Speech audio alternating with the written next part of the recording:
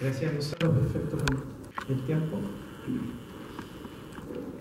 A continuación vamos a presentar a don Omar Saavedra Santis, chileno de Valparaíso. En Chile inicia estudios de teatro, medicina, periodismo, que abandona. En ese tiempo comienza con la escritura de prosa corta y obras de teatro. Hasta septiembre de 1973 se desempeña como jefe de redacción de El Popular, un pequeño diario de muy corta vida. En 1974 sale al exilio. Su primera estación es Bélgica, continúa en la República Democrática Alemana.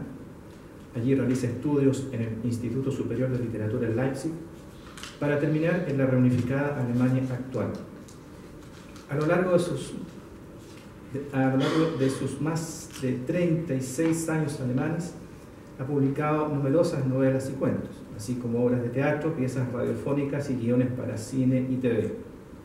Entre sus obras que en Chile han sido publicadas o puestas en escena se conocen Amapola, teatro; Pachamama, teatro; Erótica de la Resistencia, cuentos; El Último, novela; Prontuarios y claveles, novela; Stella Artois, cuentos; La Gran Ciudad, novela; y Fausto Sudaca, obra de teatro. Dejo pues con ustedes a Omar Saavedra Santis. Muchas gracias. Voy a ser rápido. El encuentro literario de esta tarde ha sido convocado bajo una rúbrica de polisemia bastante sugerente: el sueño de la unidad popular, huellas en la historia. Tenemos que convenir que la mención de un sueño nos podría remitir al análisis de un gran espacio onírico y acaso uno freudiano mucho más amplio. Por otro lado, trátase además de un sueño cuyas huellas, sean ellas leves o profundas, reales o imaginarias, parecieran negarse a desaparecer de los caminos de aquel extenso territorio llamado historia, hollado por tantos pasos y desollado por tantas interpretaciones de intención varia.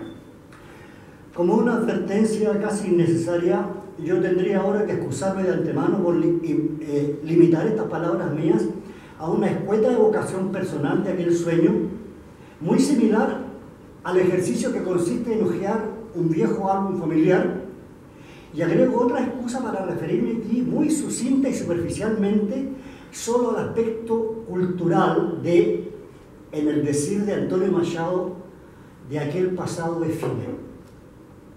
Ese sueño del que hablamos duró apenas 1000 días. Glosando la frase ritual de la Pesach Haggadah, en la tarde del Seder, podríamos preguntarnos qué distingue esos 1000 días de todos los otros 80.000 días que han transcurrido en este pequeño país llamado Chile desde su autoproclamación como república hasta el día de hoy.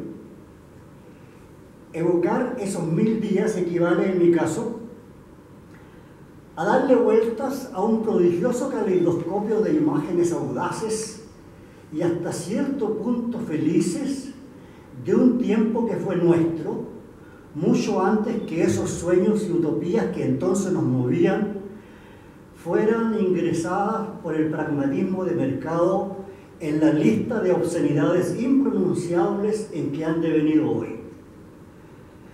Hablamos de un tiempo en que leíamos muchos libros y manuales de caballería de todo tipo, escritos por autores de alta prosapia como Marx, Lenin, Althusser, Sartre, Fanon, Mariátegui, Che Guevara y tantos otros de nombradía parecida y olvidada. Eran lecturas que nos hacían ver o imaginar unas luces raras que se encendían allá en el horizonte, que parecían mostrarnos los caminos posibles hacia un futuro colectivo más humano y, como imaginaba Brecht, también más amable. O tal vez, si le damos a la manija de la especulación, no eran luces en el horizonte las que creíamos ver, sino éramos nosotros mismos los que brillábamos con fuegos propios. Fue una epopeya brevísima y balbuceante, hoy reducida a polvo de cerebro, de la que mucho tomamos partes y fuimos de modo literal y militante, arte y parte. Ahora me arriesgo a afirmar que en esos casos 1000 días tuvo lugar algo que para el desarrollo de la cultura pública bien puede llamarse revolución, algo que este país nunca antes había visto y nunca después volvió a ver. Llamo revolución a ese algo porque esa cultura que antaño había sido un centenario salón privado de una ínfima minoría privilegiada por el poder, la tradición y la riqueza, se transformó de pronto, de manera explosiva, en un lugar abierto al que por primera vez en nuestra pobre historia la famélica legión de los condenados de la tierra pudieron acceder en masa a esa otra región de lo humano, significada en su acepción más primaria por las artes y las letras. No fue ese prodigioso encuentro de masa y cultura un acercamiento forzado de sus actores, fueran ellos colectivos o individuales. Tampoco fue una conquista de génesis espontánea, ni mucho menos fue un gracioso desvarío de una supuesta genialidad nacional. La matriz política de tal encuentro fue sin duda la victoria electoral de aquella legendaria coalición de izquierda llamada Unidad Popular, encabezada por un nombre ahora mítico. Fue esto un suceso extraordinario en la desmedrada historia del movimiento social y político chileno. Y aunque sabemos que estaba muy lejos de ser ella una revolución en el sentido más básico del término, aquella victoria liberó en un lapso brevísimo una descomunal cantidad de poética y poética energía. Y fue la cultura pública uno de esos espacios donde esa energía desencadenó una dinámica sin parangón, con todo el brimborium épico de las grandes contiendas, acompañado con la musicalidad ensordecedora de una olla de grillos. La pregunta por lo que fuimos, éramos y queríamos ser, recorría desde hacía siglos de punta a punta la magna patria, como la llamaba Enrique Sureña, a la América Latina. Pero la inquietud oficial y el interés público o privado que en nuestro país provocaba tal pregunta, si bien presente y latente, había sido hasta la irrupción de esos 1000 días de los que hablamos muy menor si la comparamos con lo que palpitaban en otras regiones americanas. Me atrevo a suponer que en la producción de pensamiento y acción cultural siempre estuvimos muy desguarnecidos aquí, en el fondo de la América sin nombre, apartados del resto por todo el frío del planeta. Neruda Dixit. Así pues, esa apatía nuestra frente a la movilidad y posibilidades que el desarrollo cultural podía ofrecer al desarrollo integral del país no era entonces más que el reflejo de un gran vacío sin historia de nuestra pequeña biografía republicana de 150 años. Y de pronto ocurre que justo aquí, en medio de la orfandad más despiadada del gran sur solitario, a pocos meses de iniciado el gobierno del presidente Allende, empieza a generarse una dinámica en el ámbito de la cultura pública que en una brevedad de locura la transforma en un impetuoso movimiento de veras popular. Popular tanto por su enorme poder de convocación y participación ciudadana, como por la vastedad de la comarca en que se realiza. Hay que agregar que tales dimensiones de lo popular no hubieran sido posibles sin la inclusión natural y entusiasta de una abrumadora mayoría de representantes de la llamada cultura especializada y académica, tanto nacional como internacional. Sería menester recordar apoyándome también en lo que decía un poco Gonzalo,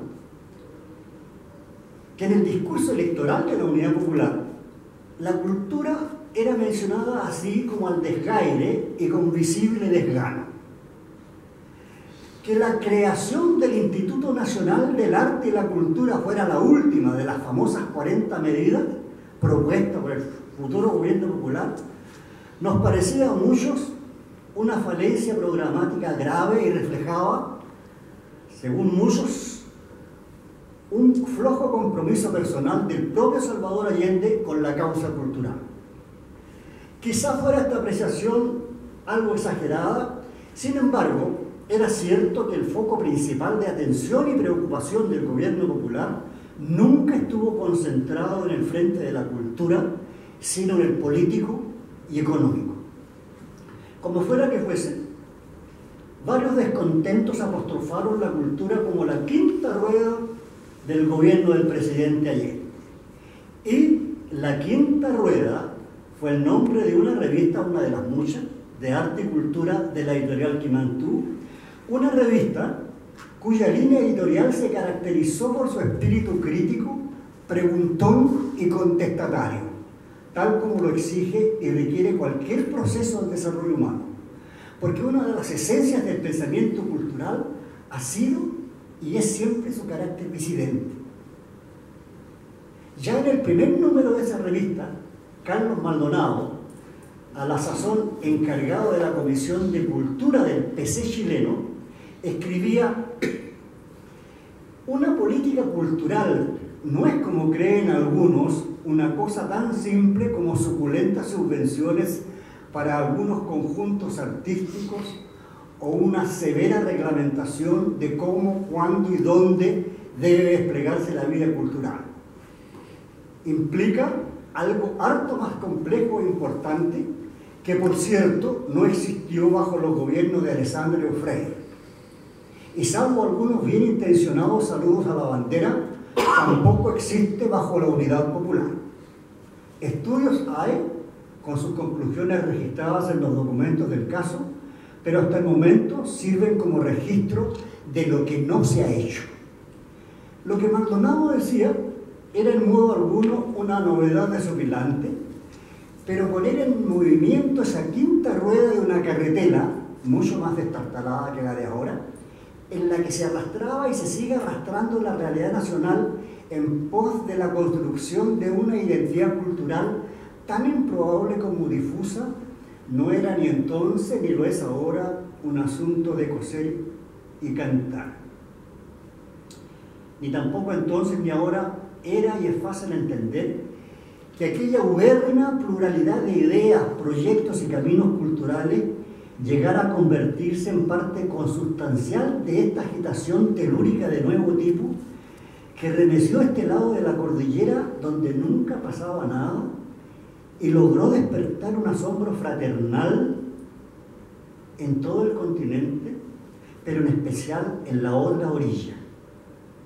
Fue un furioso vendaval creativo que aventó los obstáculos, los propios y los adquiridos, que por tiempos seculares impedían el acceso del Chile popular al uso, propiedad y gozo del teatro, las artes plásticas, los libros, la música, la danza, la artesanía, el cine, de todas esas expresiones del ser que significan a fin de cuentas el qué hacer del hombre en su nivel más prístino.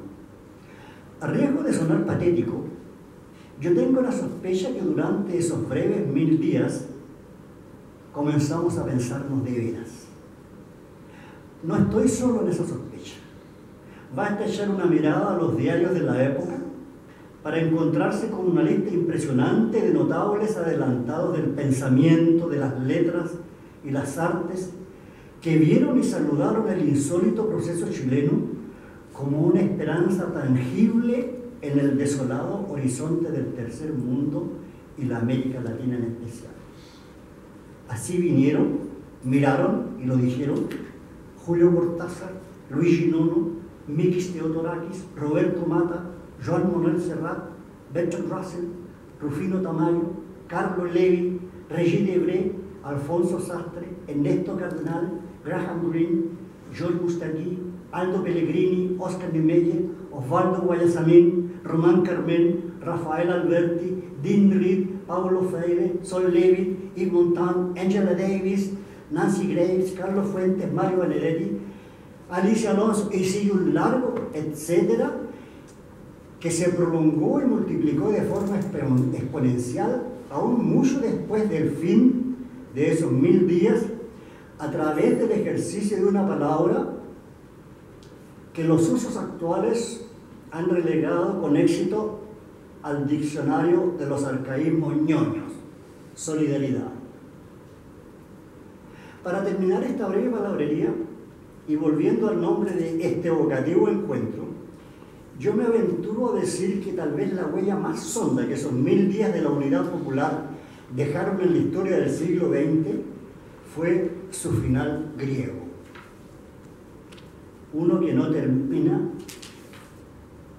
un final, y perdón por la cantinflada, que no termina de finalizar y que en este país llamado Chile parece extenderse metastásico en el presente hasta el último rincón de nuestras realidades cotidianas. No es por acaso que Grino Rojo propone como data de comienzo de lo que él llama nuestra tercera modernidad de la América Latina el 11 de septiembre de 1973 y considera que esos 1000 días fueron el canto del cisne de un espíritu popular y ciudadano que no solo en Chile, sino en América Latina y en el mundo entero, se nos iba con él, y que el golpe de Pinochet era la clarinada de un aciago porvenir. Porque si bien existió una cultura con Allende, existió también una cultura contra Allende y, más que eso, contra todo lo que él simbolizaba, que era mucho más que la figura misma. Esta anticultura tiene un largo prontuario en la historia de Chile, y si miramos con mediana atención el alrededor nuestro, vemos que sigue activa hasta el día de hoy. Por todo esto no fue casual el furioso ímpetu con que la dictadura militar liquidó y arrasó desde el primer momento los frutos más señeros que esa avasalladora cultura pública había logrado hacer brotar en menos de 1000 días. Podemos conjeturar con bastante certeza que Pinochet y sus mayorales no conocían las opiniones de Gramsci sobre la urgente necesidad de los movimientos culturales para provocar un cambio de mentalidad en la masa trabajadora y del pueblo en general. Pero tal ignorancia fue suplida con creces por el instinto depredador con que arrasaron la editorial Quemantú, de la que hablaba Fernando, y quemaron los cientos de miles de libros que en bodega esperaban por su distribución en todo Chile. Sabemos que el asesinato de Víctor Jara no fue un accidente laboral producto de un exceso de celo profesional de sus asesinos. Tampoco fue un error la ejecución sumaria de Jorge Peña en La Serena, el fundador de la primera orquesta sinfónica infantil y juvenil de Chile y de América Latina. Asimismo, la defenestración académica y la fumigación militar de las universidades e institutos de investigación no obedeció a una profilaxis improvisada ni casual. Podremos concordar en que las tropas de asalto del coronel de caballería Pedro Evi difícilmente podían entender que algo tan inane como un libro pudiera ser un instrumento emancipador de conciencia, como lo creía Allende, pero sí entendían la urgente necesidad de alimentar con ellos las llamas de las decenas de autos de fe que en esos primeros días del comienzo del final iluminaron las calles del Santiago ensangrentado, con lo que se proclamó, champaña en mano, el hundimiento de la nave de los locos que durante 1000 días había osado poner rumbo a un futuro desconocido que no alcanzamos a visorar, pero que muchos presumíamos azul, que como sabemos era para los románticos alemanes del siglo XIX el color de la nostalgia por una plenitud feliz. Muchas gracias.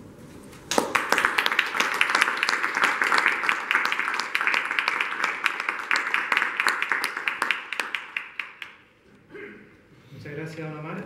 Aprovechemos estos minutos que nos quedan para dar la palabra al público. Quien quiera hacer una pregunta a los miembros del panel, siéntase libre de hacerlo.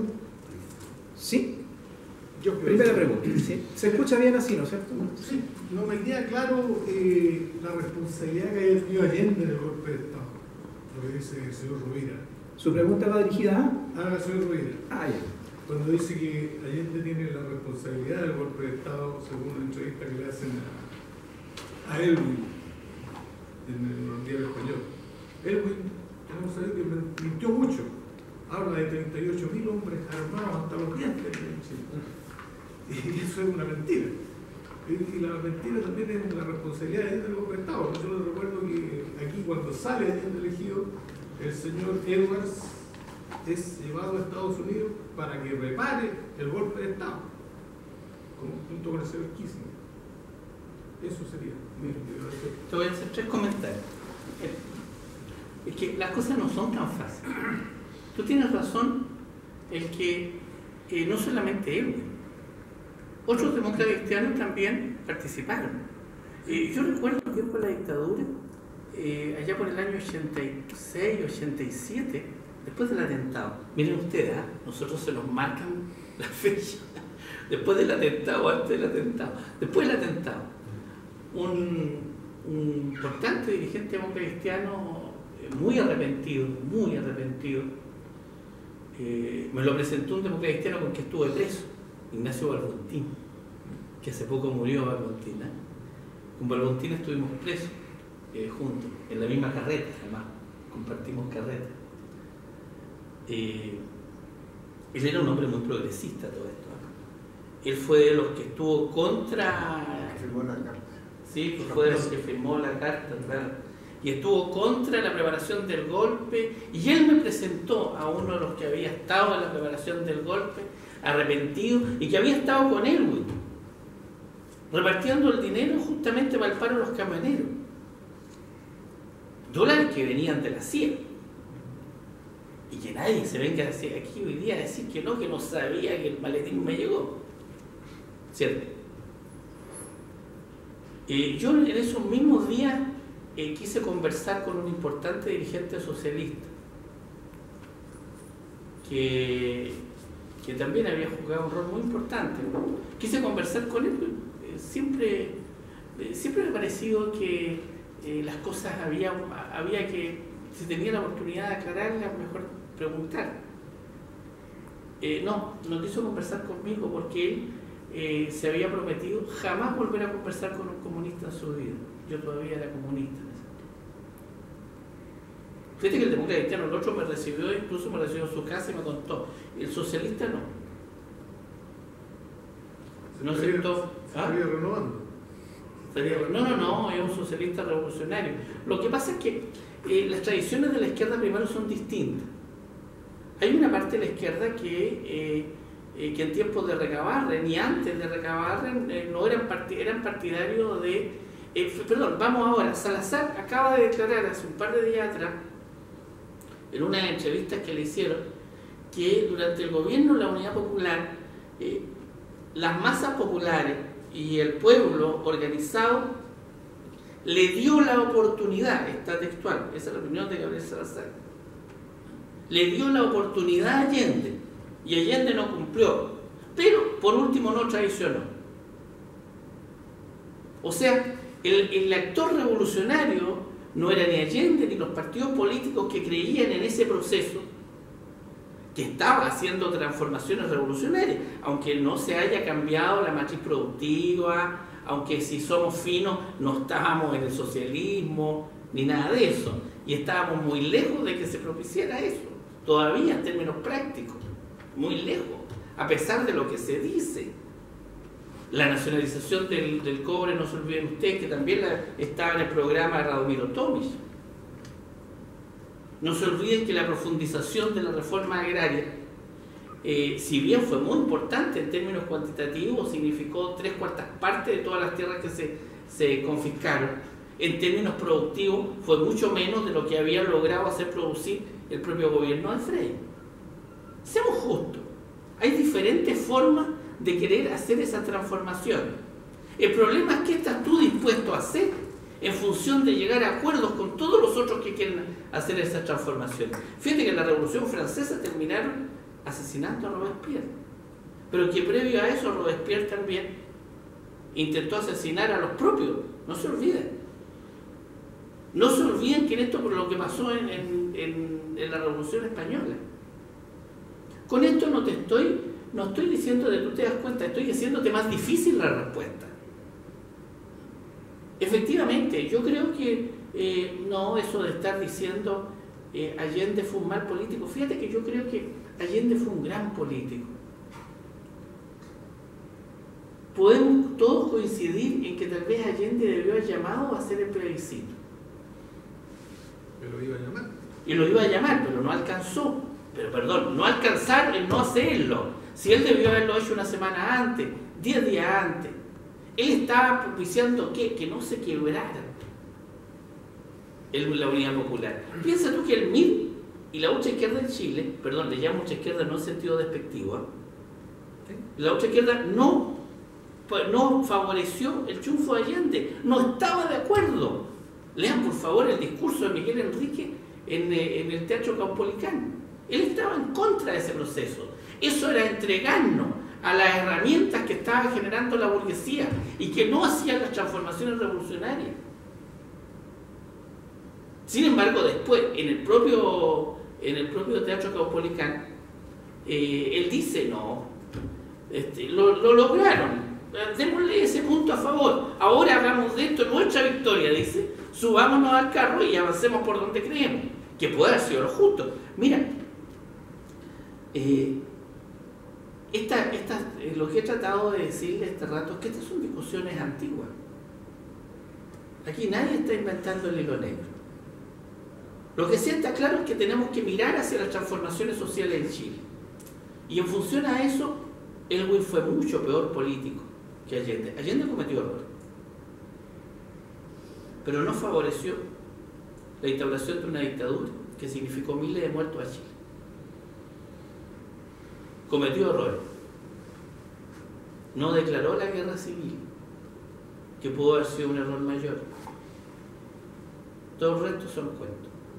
Cuando uno dice, nosotros cometimos errores y fueron esto, esto otro, y en función a eso creo que también cometieron errores, muy bien. Me parece que eso nos ayuda a desenredar las cosas. Pero esto de tirar a paquete, que cometió un error, no se hace. Es como, hoy día me decían, me mandaban un correo a raíz de esto y me decían, me mandaron un largo escrito, no te olvides de la gente que miraba desde los techos, me decían. ¿A qué se referían con eso? ¿Saben los que miraban desde los techos? El pueblo de Chile. Esa gran masa de los chilenos que vive con 100, 200 mil pesos todos los días. Eso es la mayoría de los chilenos. La mayoría de los chilenos no discute estos temas que discuten a diario ni el Mercurio ni la Tercera. No los leen, no les interesa. La gran masa de los chilenos no vota porque no siente que eso sea algo que les permita hoy día transformar esta sociedad. Con eso yo no estoy diciendo de que entonces la política tiene que ir de esta manera o de esta otra. Estoy constatando que aquellos que miraron por los techos, desde los techos a Allende que triunfaba, no podían creerlo. Porque era una oportunidad que había sido amisorada el año 38, que los abuelos les contaban, pero que Allende les estaba diciendo vamos a hacerlo. Eso es impagable, eso el pueblo de Chile no lo va a olvidar nunca. No va a olvidar nunca el medio litro de leche. Nunca. Nunca va a olvidar la editorial Quimantú. Esto no lo va a olvidar nunca. Los balnearios populares. Los balnearios populares. No lo va a olvidar nunca. No va a olvidar nunca el pueblo de Chile que fue 1000 días protagonista. Protagonista.